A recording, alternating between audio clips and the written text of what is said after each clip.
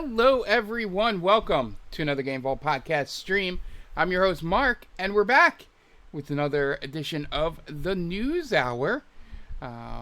So we are here middle of July 2026, which means games are going to be starting to come in about a month and a half, 2 months here, as everything is avoiding GTA, so things are coming in August and September. So a lot of things coming up. Looking forward to a whole mess of games coming up soon. But for now, just enjoying summer weather, and just being able to relax and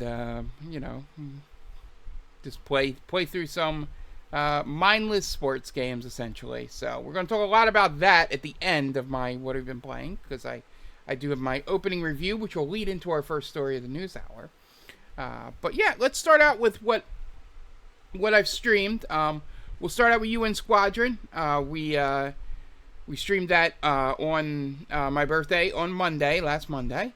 We had a good time with it. I got to the end boss, the very end boss, and we got to the very end of the end boss, which is these like pistons firing, and I was not able to destroy it because I didn't know exactly how to hit it, and then I figured it out near the end, and then I got hit for the last time. So we should be able to do it next week.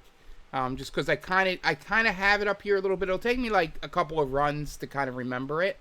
But yeah, as long as I got a good amount of health going into that end thing, I get to fill up on health. I get to double up on stuff. I hope that I don't need the $1 million jet, but we should get there by the end of the episode. So that should be good. But yeah, it was basically, that was probably the most memorizing of a level that I've had to do in that game. In terms of making sure that I knew where the special things were. Not so much like the enemies and everything has memorization in that game, because the enemies all come basically at the same time. You can bait them into doing different things, and so there's probably a route that gets you through without getting hit, but I haven't found it specifically yet, but I've gotten there close. But in terms of, okay, this is the thing that wipes out everything on screen. It's here and here. Here's the thing where it gives you more ammo. That's here. And then we have the thing where you get more health, and I have to get that. I don't know if there's any other ones around that I'm missing. I've debated looking it up, but I think I will look it up if I don't get through it next week, because I think that's episode 8 or 9. And I don't want any of these top 50 SNES things to be more than 8 episodes. I would like them all to stay about 8 episodes. So, yeah, but we got good progress. I mean, I'm still having fun with it. It's not getting like boring near the end, like, oh man, I gotta go play this again. I'm excited to play it tonight. Probably more excited than I thought I'd be. So, yeah,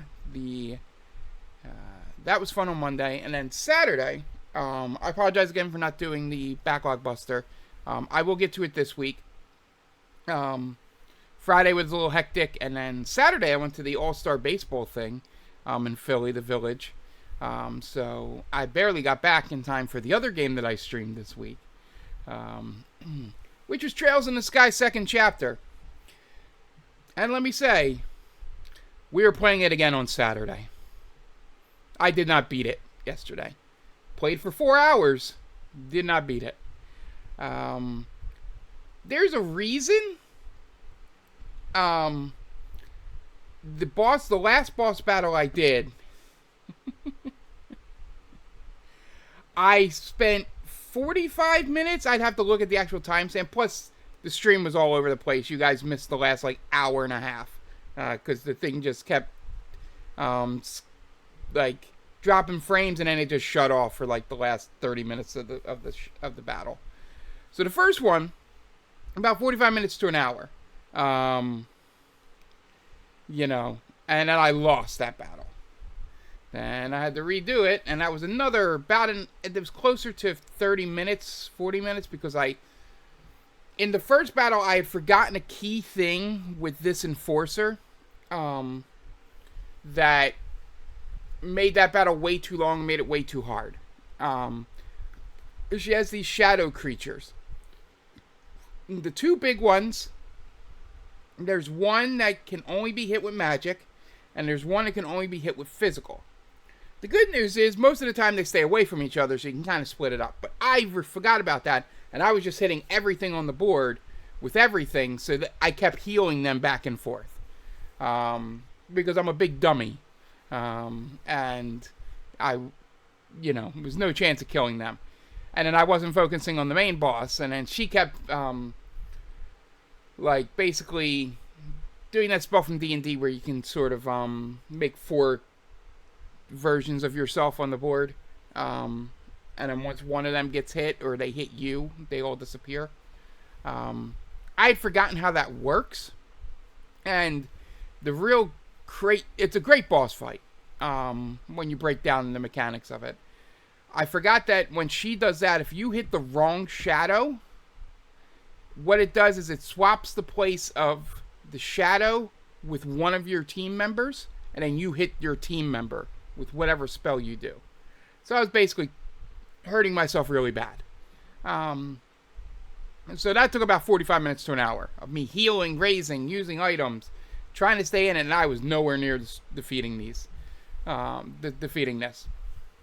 then when we reloaded, I remembered the things about I actually remembered. I didn't look it up or anything. And then I double checked what I thought. I went in and realized, that I was doing terribly.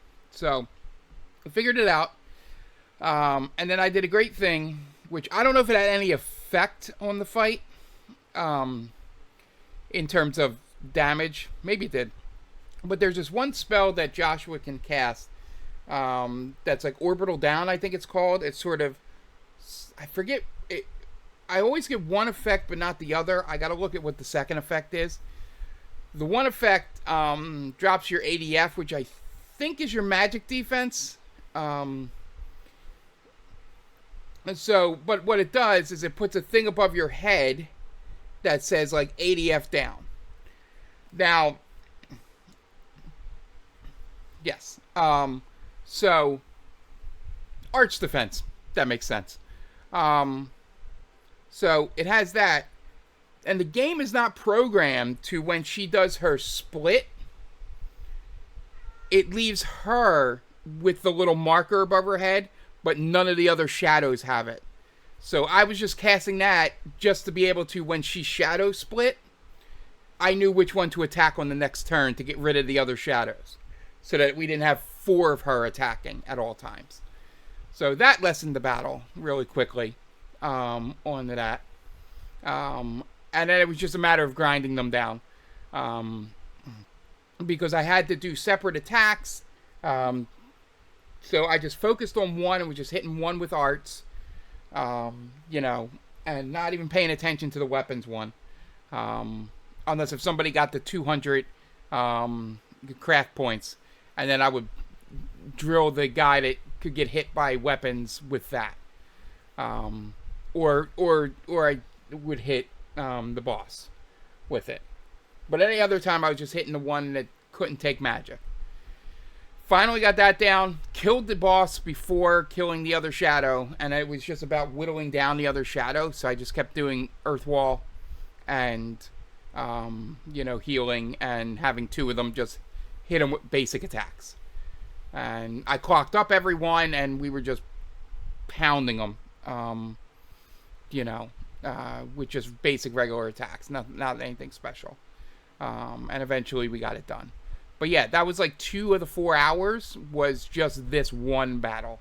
We beat 2 enforcers on the night. The first battle wasn't that bad. That was Walter. That was the one that had the robotic dogs with knives in their mouths.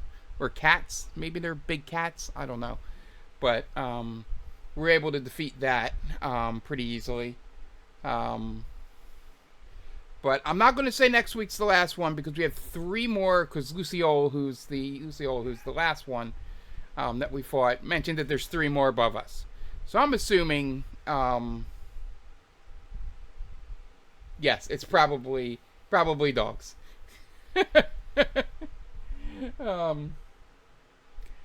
But yeah, the what's it called? So because we still have Reyna left, who I'm gonna, I don't know if I'm gonna bring along. Apparently, each one of these has like a special scene if you bring the right companion with you. But I'm just trying to beat the game. I might just YouTube those videos later to see what the different scenes are like. So I don't have to make myself worse. Sorry, Game Ball Cat is being a little needy right now for those of you watching on video. Yeah, so yeah, I don't know. I think I'm just going to keep going with the party I have. I have a pretty good setup. I know what they can do, and I know how we can attack with them. So we are set pretty well with that. But yeah, 4 hours. I set the limit. I'm like, I think we can do it. I think we can take like probably an hour for each level with each boss, and we should be able to finish it. Because we have Reyna, we have I don't know if we're gonna play the guy that's the fool. And then obviously Loe is the final one of them, if not Weissman. So I don't know what order we're going to go in, and I'm assuming there's going to be a big boss like there was in the first one that is tied to the ancient legend. I'm assuming the Areola is going to be a final boss, so I'm thinking 2 to 3 more weeks at least. Unless if we're set up perfectly to defeat the enforcers that we have left, then maybe we can get through, all of that.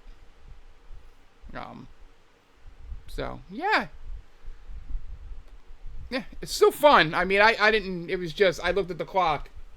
I was like close to a little over 4 hours. I was like, I don't know if I can go through another hour or so, even though I probably could have, energy wise. But yeah, maybe we'll start at 7 next Saturday.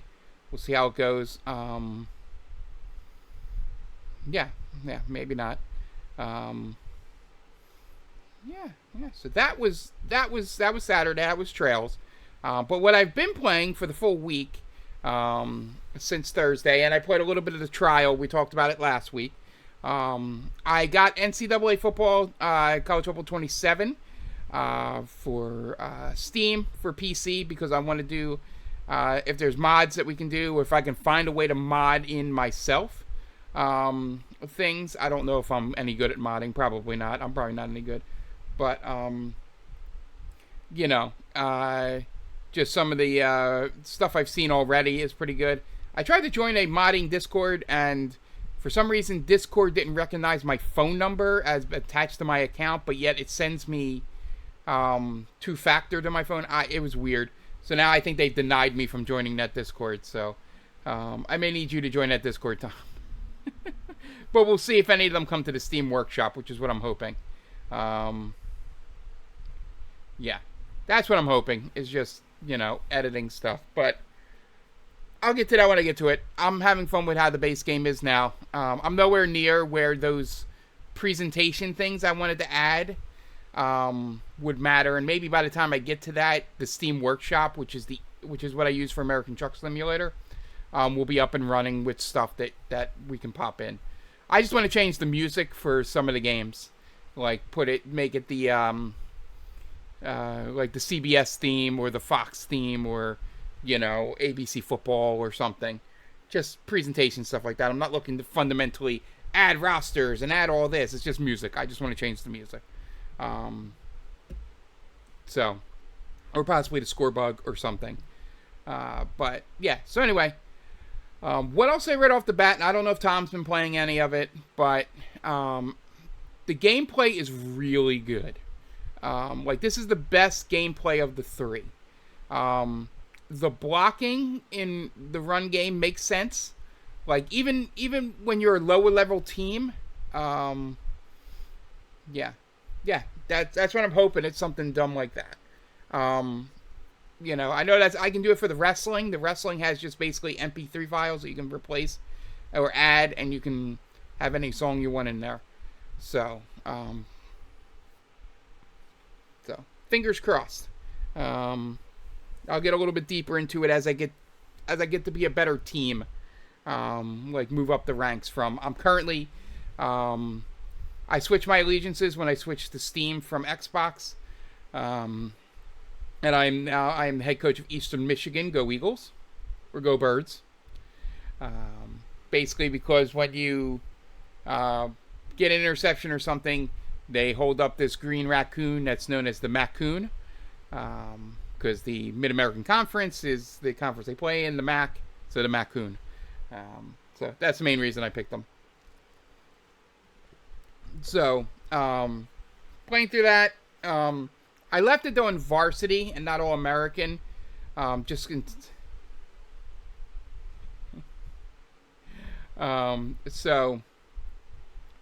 the what's it called? I left them varsity instead of all American because at the lesser school, I wanted to get a feel for the game. And I'll probably go undefeated. I probably won't win the championship because even at this lower level, when I've gotten a team that's even slightly better than me, it was tougher, a lot tougher than it was at any point in 26 when you played on varsity. But for now, I just want to see how the game is through the first season, see what the off season's like, and then I can bump the level to make it a little more challenging on the field. But I'm probably going to lose in the playoff or whatever, but, I am enjoying the gameplay. Like I said, the announcers still have the thing that I don't like where they don't say names, and it's so weird, that they go and get all these names and real players and pay them NIL, and then some of the announcers don't even say their names, like, for an entire game. Like, I have a quarterback, and as you do, and that guy touches the ball on a snap 50, 60, 70 times a game, and there's never I'm just going to use a generic name. There's never a name called, it's never like, Smith back to pass. That's a deep throw from Smith. It's like, here's the snap, and there's the pass, and it's caught by the receiver. Like, what's the point in putting real names in if you're not going to say the real names? Madden says the real names. It's just really weird. But I will have to say the one thing that did improve on the commentator side, I will always give positive if it's there, is that they do have a sense of the history of the game. In terms of, meaning the game you're playing, not the history of the NCAA. I don't know if it does because I haven't gotten to a point where they go, this guy's won 7 national championships in a row. That's a record, This is just my first season. But what they'll say is, hey, if you get, that's his 10th touchdown of the year, or he just surpassed 1,000 yards. Like, they'll say it instead of just showing it on screen. And I'm like, okay, that's great. That's an improvement. It does record stuff too, like, they won 6 in a row, or, just things they didn't do in the last 2 years that they're finally getting to. So I think it's improving, but I haven't heard, like, the main broadcaster, like the big game one that has Joel Klatt in it now and all. And, Erin Andrews, I think, on the sideline. I forget. Holly Rowe, one of them's on the sideline for the big games. But, if those seem different, because maybe they focused on those and not the announcers they throw in for your Eastern Michigan versus, Toledo game or something. But yeah, so far I don't have much to report on Dynasty. In terms of what I can say is that I've only been through 1 year, and the school I'm at, NIL really isn't much. Like, I probably did a stupid thing where every scholarship I gave out, I just gave them 5 NIL points when I probably didn't need to. Because I'm winning all these recruits with, like, 0 issues. Like, there's, like, bar graphs on the screen, and I'm, like, all the way over here, and the next school is, like, here. And I'm like, oh, I'm just like overpaying for these guys pretty easily. So I wonder how it is at the higher levels when you have to make choices with NIL and all that, because you can go into a deficit and all this stuff, so you do have to sort of budget it out a little bit. But yeah, what I could say, the new cool thing, or maybe they lessened the dynasty points or whatever, is that normally last year it was like, hey, here's 20 guys you pick up to 35, you scout them all, and then you just send the house, which is send everybody to like the first 10, you get what they like, then you take points away from them and you send it to the next 10. And it sort of rotates. Here, you have to, I was just sending like the 5 and 10,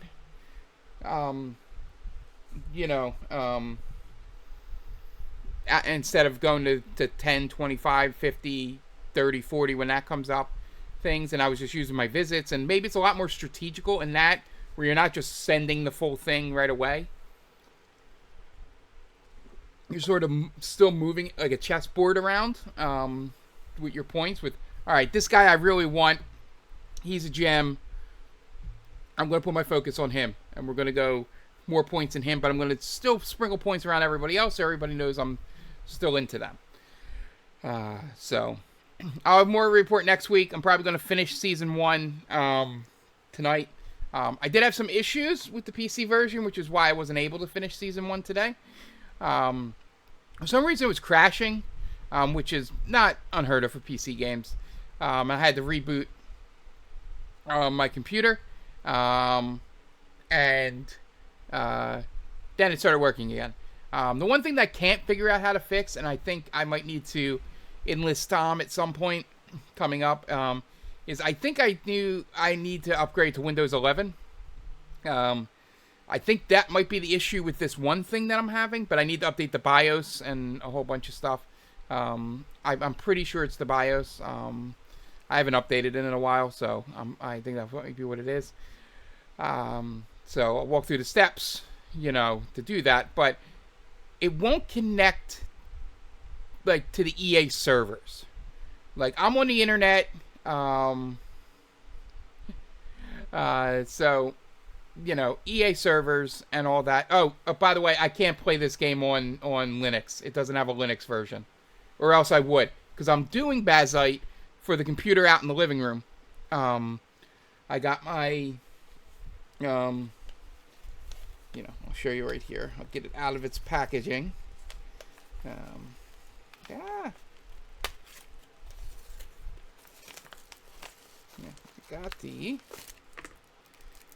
Got my USB stick for Bazite for out in the living room. That came today. So, yeah, that's what I'm doing for that one. Like I said, if this had a Linux version, I would 100% do that. But it does not, so I have to deal with Windows. Maybe next year it'll have a Linux version, and I can finally do the full switch for everything. But for now, I think that's what it is. Because for some reason, despite being on the internet, despite being connected everywhere, it says I can't connect to the servers. And then the only way I've gotten to do it is I'd have to log out of Steam, log back into Steam, log out of the EA app, log back into the EA app, and then it will connect to the EA servers. And I seem to have to do that every time I open the game if I want to connect to the internet. I feel like that's a Windows 10, 11 issue. Because I can't understand what else it could be. And Windows 11 is recommended for the game. So that's why I'm assuming maybe it's the Javelin, the anti-cheat thing, is causing issues with Windows 10. I don't know. But we'll figure it out. I'm more excited for the mods and all that. So, or modding it myself. So I'll deal with the issues. I may just not play it online at all, connected to the servers, because really all it is like mascot points, and you get to see your trophies that you won, which, sure. But yeah, overall, what I'll say to Tom, for if he plays the game, I don't know how Road to Glory is because that's his thing. He can give you an update when we do Podcast Prime on Road to Glory. But yeah, we are looking good gameplay wise. So if you're going to go out and get it, get it. Yeah, like I said. Yeah, no rush, Tom. I'm just saying that the gameplay is much better. I'll finish my point because I went off on a tangent. The run blocking's better because when you have lower skilled offensive linemen, they sometimes miss blocks and miss them in really. Oh, sorry, I couldn't get to the sneeze button in time. I apologize for that. Hopefully that wasn't too bad for you guys. Yeah, so I wasn't able to get to, I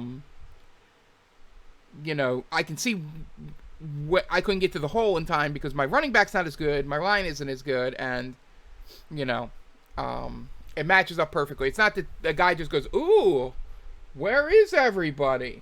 Like, it's legitimate, like, I'm running a double team on a guy, and he's supposed to peel off to the blitzing linebacker, and because he doesn't have high awareness, the guy doesn't see the blitzing linebacker, and he doesn't peel off his block in time, and it's like, oh, realistic stuff, and then in the passing, when you don't have as skilled of a passer, there's a lot of throws at their knees, or throws behind them, or even if you got the accuracy good, I guess if you use the ultra new thing where you can do a scale and it's very gamified, you could override, because it legitimately says in the thing, like, for the thing I use for passing, it's like, oh, it's your skill and the ability of the player.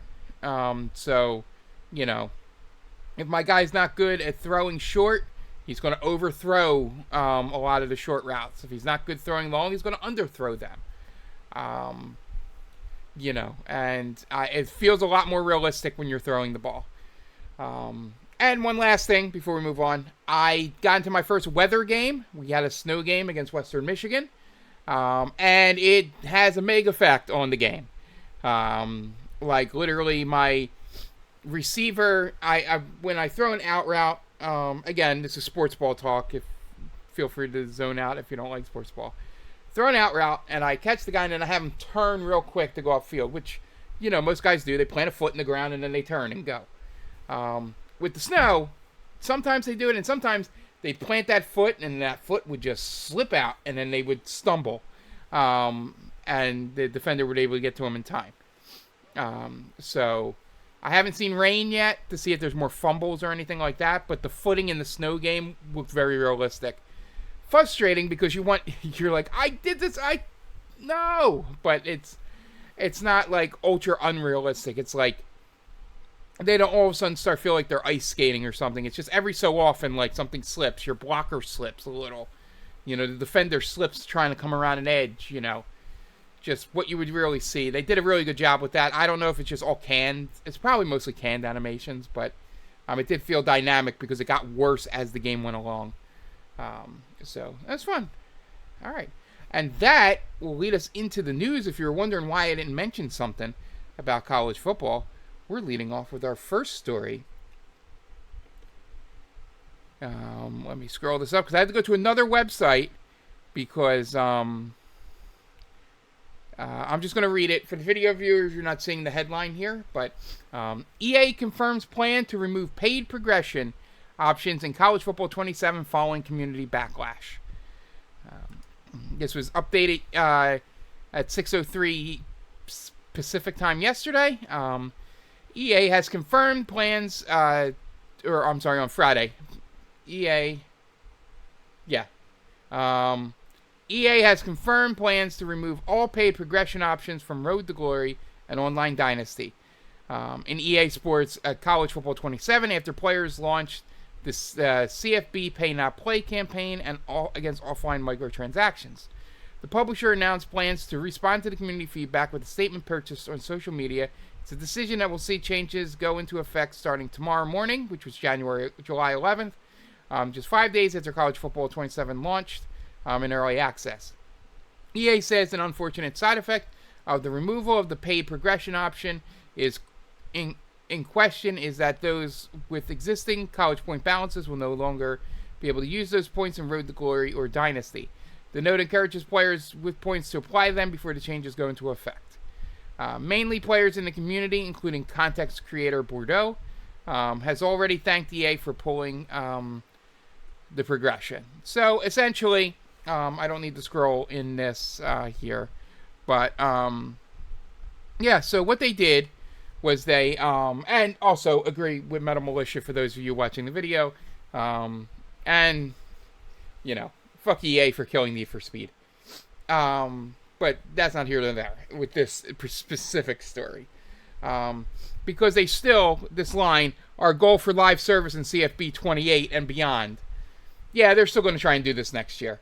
But what they did wrong, and this is just my feeling on how the majority of gamers are nowadays, and especially content creators, and Bordeaux even mentions this, and I watched all of his videos on it. Thankfully, they're only like 8-minute videos. They're not hour-long screes about this.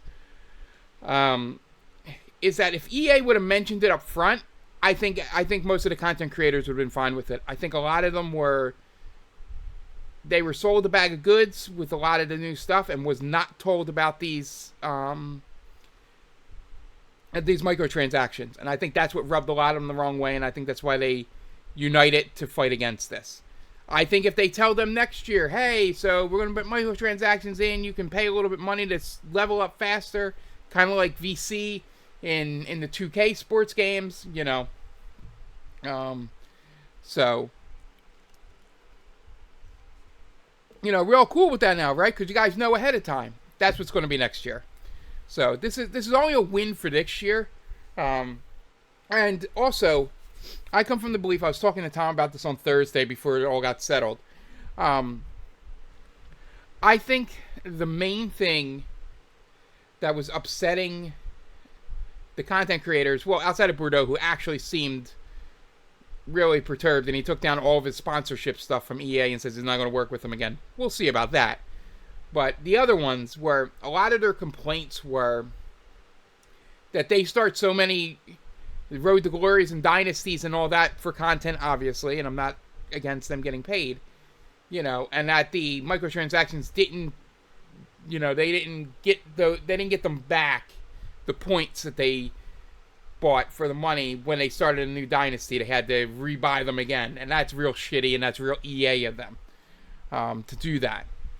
But I was thinking like the 80% to 90% majority of offline Dynasty players were not going to really run into it too much. I think the thing that was bothering us, and I include myself as an offline Dynasty player, is that they reduced the option to put the XP on a higher thing. So in years past, it was, the things went slowest, slow, normal, fast, fastest.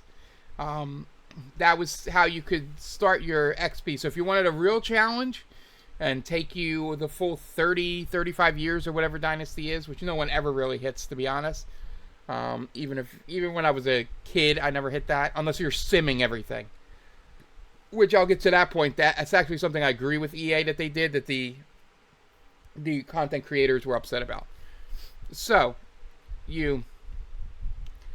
slow and slow is where if you want the challenge. Normal was like an average, experience. And then fast is like, I usually put it on fastest just because, as much as I mention how much I play video games here, I don't play them as much as I think you would need to for normal to be good. So, I want to get into the experience of being a really good coach as quickly as possible so I can enjoy that. And they took that away. Now it's just slow and normal. And now they're putting that back in, but they're calling it like casual. I guess kind of throwing it in our face if we wanted to have quicker progression. But they're even making it like the fastest now, like the casual, is now not as fast as it used to be. So they're still fucking us a bit, but it's EA. You take the wins where you can get them. And then you keep fighting for more wins. But you know. So that is where it screws like us, because it just means it takes us longer to get to where we would like to be, to have fun, to be like a top coach at a top program and all that. The fun thing that EA did, which I am okay with, and the only thing I'm okay with that EA did, was they give you a bonus for if you play the game and not sim the game. So there was content creators going around and they were simming and going like undefeated, for 10 straight years and winning 10 national championships, and I couldn't get my coach above 45. And then there were some people on there who had been playing their games and had played half the amount of years, but had played every game, and they were higher level, or close to the same level, or something. And here they found out that EA was giving you a little bit extra points for actually playing the game. And I think that's a good thing, because,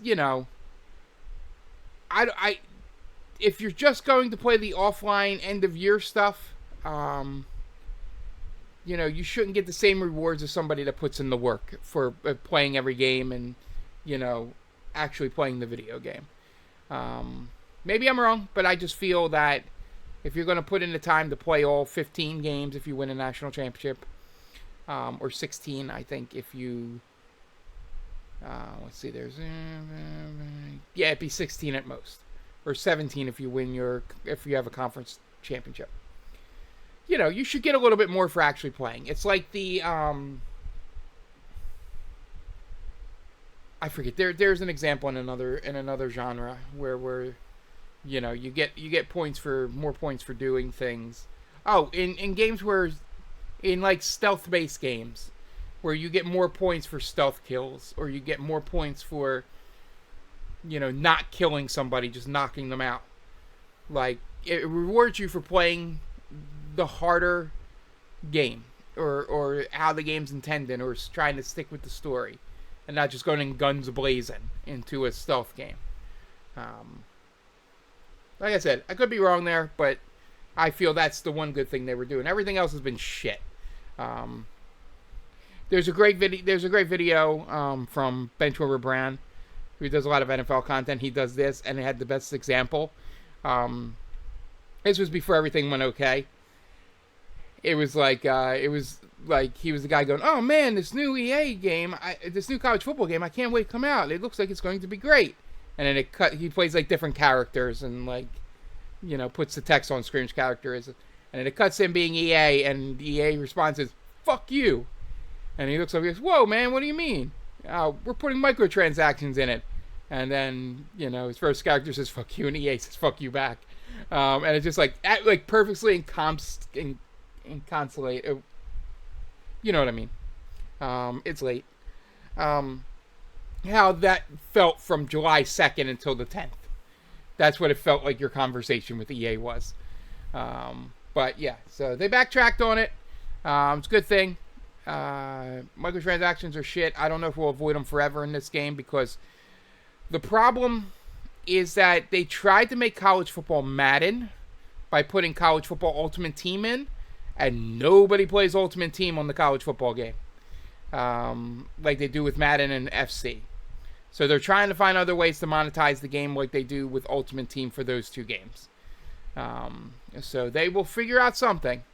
But yeah, they shouldn't mess with XP sliders.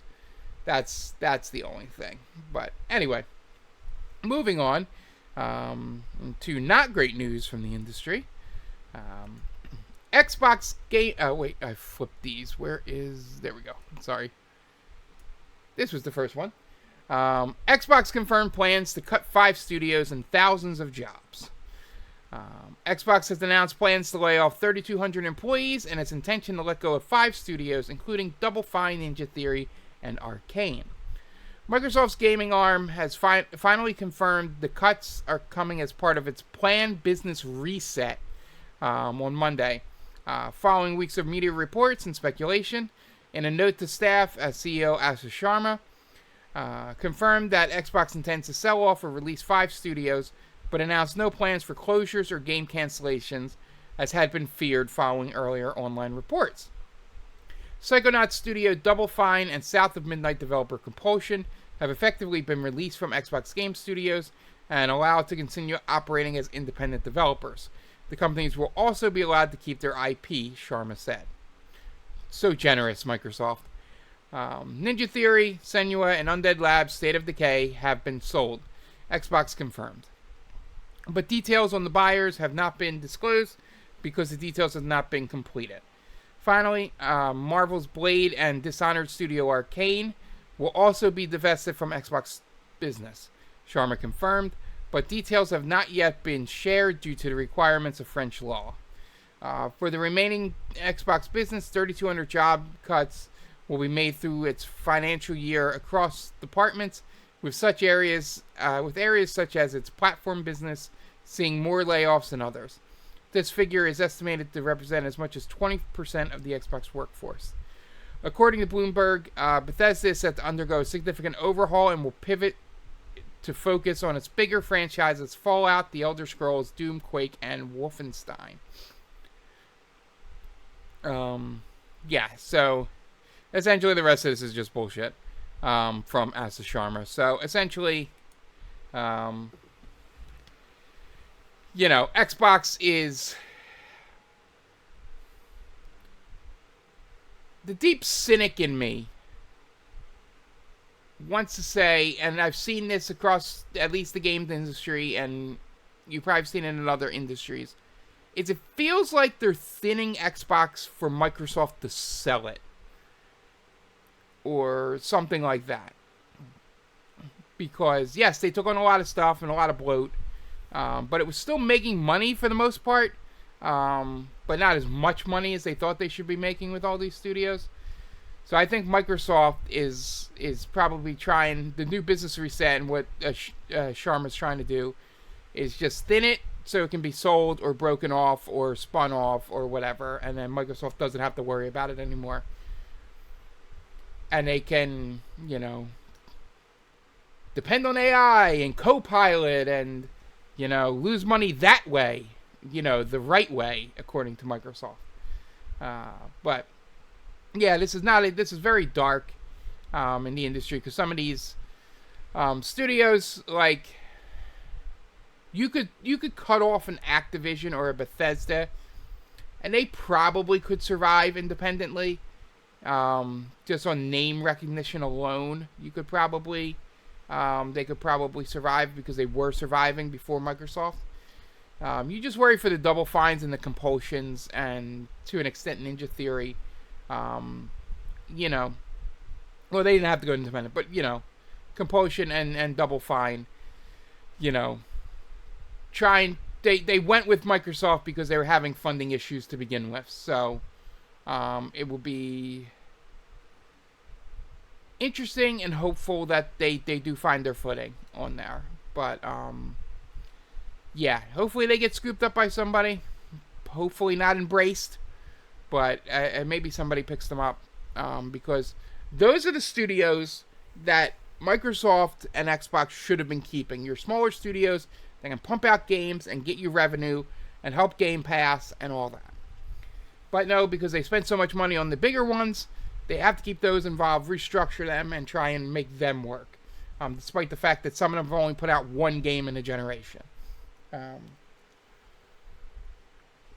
But yeah, like I said, I think they're looking to somehow transition Xbox from within Microsoft. So we'll see. And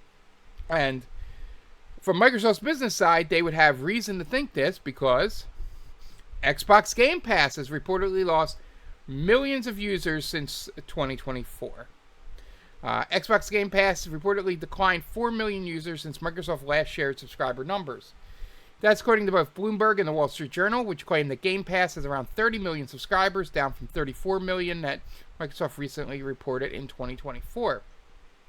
According to documents published during its legal battle around Activision Blizzard acquisition, Microsoft had expected Game Pass to have around 77 million subscribers by this point in its long-term strategy. However, as acknowledged by Xbox CEO Asher Sharma earlier this week, Game Pass has not grown at the pace Microsoft expected. Announcing significant layoffs across the gaming division earlier this week, Sharma specifically highlighted Game Pass as an area that underperformed.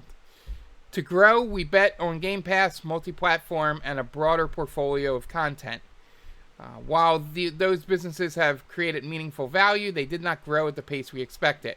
So they did well, they made us money, but they didn't make us enough money, is essentially what that sentence says.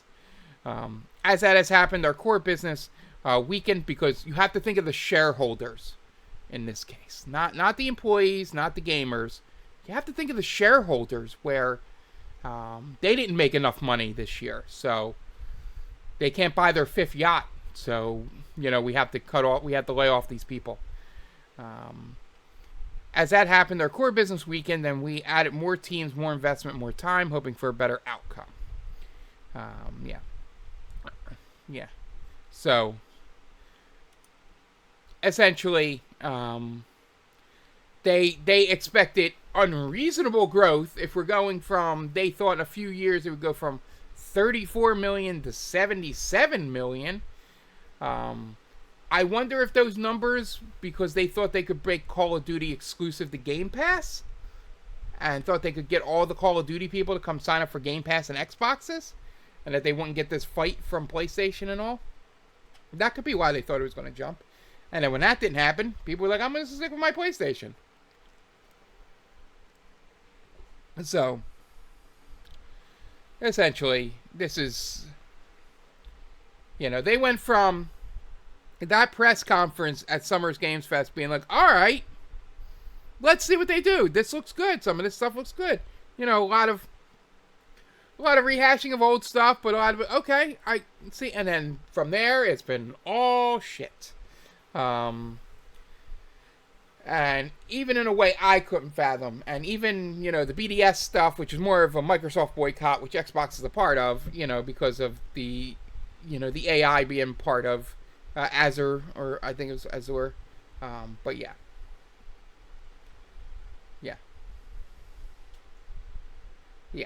So, essentially, yeah. And like I said, that number, I don't know what they were building that number off of to get up to 77 million. Because unless if I could see the data where it was going in that direction, like, okay, year over year, it looks like we're getting this. And then you raise prices and you take away games, and it's just like, who's going to sign up?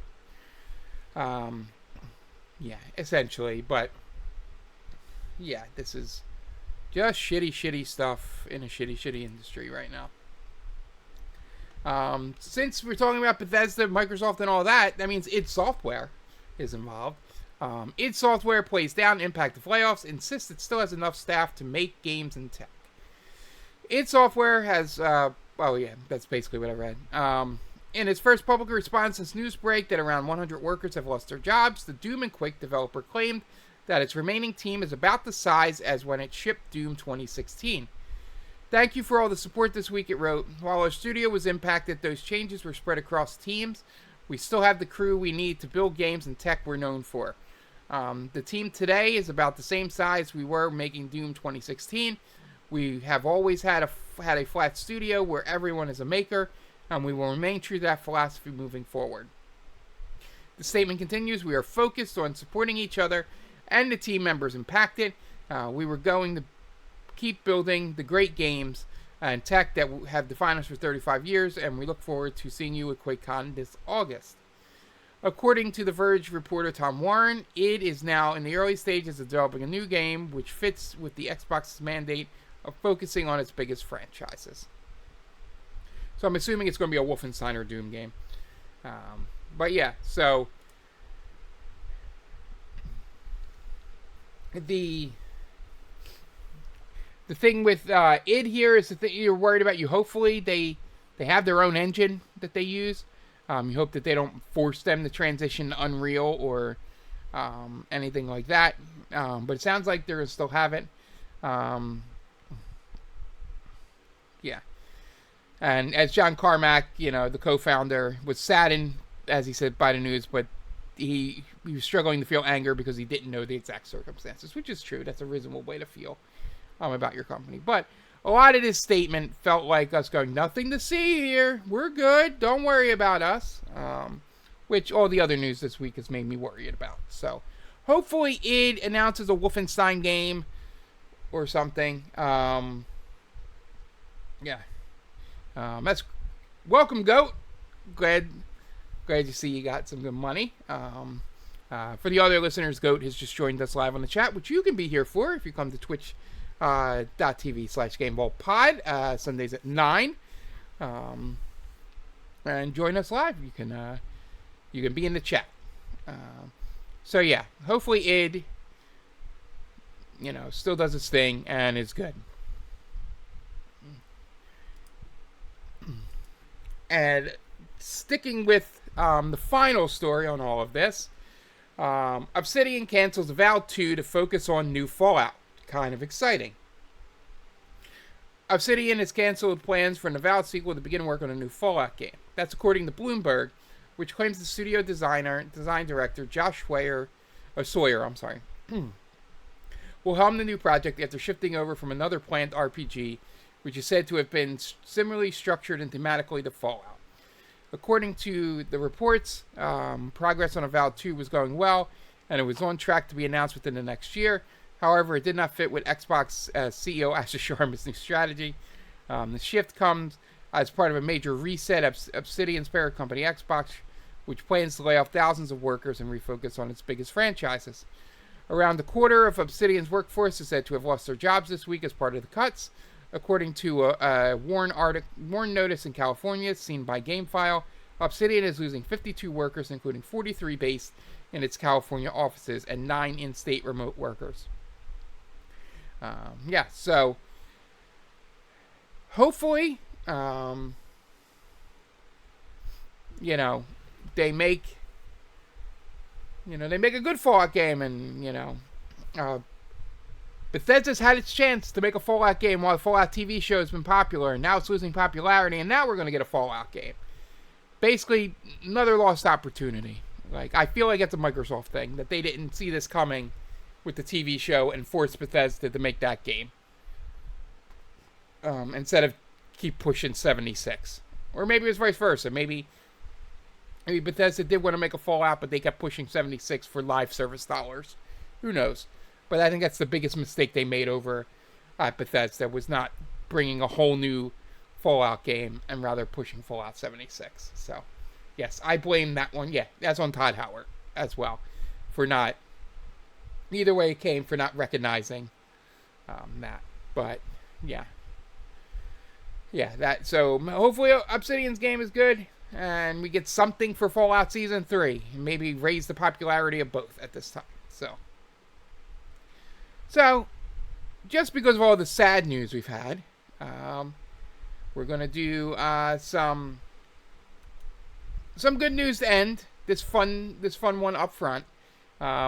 Every Japanese football team just got its own official Pokemon.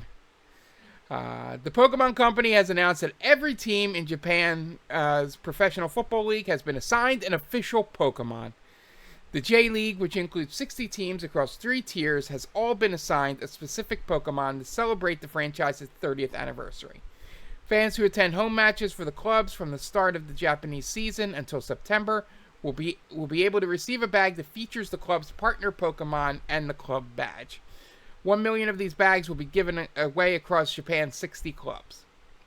These bags won't be for sale and can only be obtained by physically attending a match in the team's home stadium.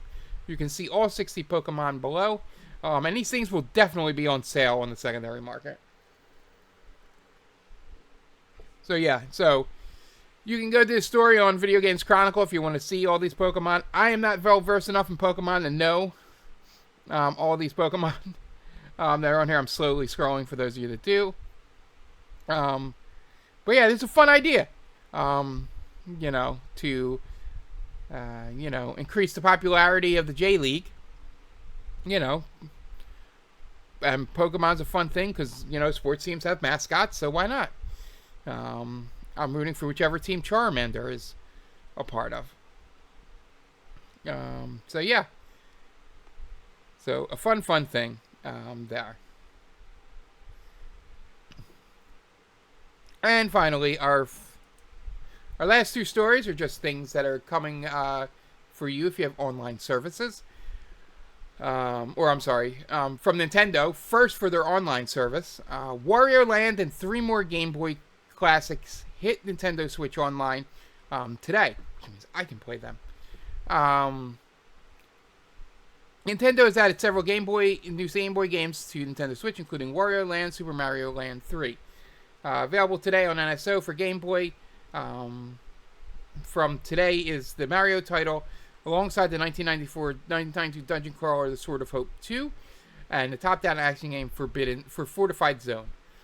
Joining Nintendo Switch Online plus expansion pack service is Dr. Mario and Puzzle League for Game Boy Advance.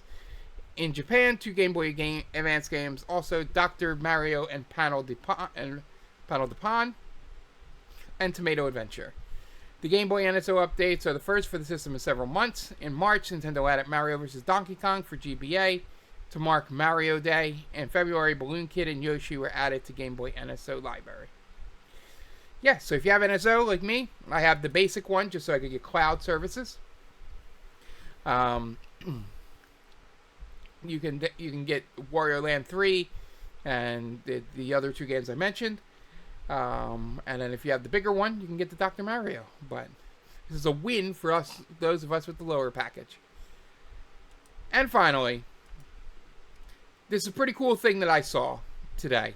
Nintendo's next major LEGO set is a $200 Donkey Kong arcade machine.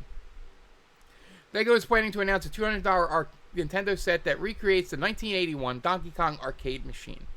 As pictured on the LEGO Leaks subreddit, the Donkey Kong arcade LEGO set will come with 1,367 pieces and is reportedly planned for release in August. The set recreates the look of the original Donkey Kong game, complete with Jumpman, later renamed Mario, and Pauline. The set controls suggest it will have some sort of interactive functionality. If it does arrive next month, the LEGO set will coincide almost exactly with the 45th anniversary of Donkey Kong, which first started appearing in arcades in July 1981. Yeah.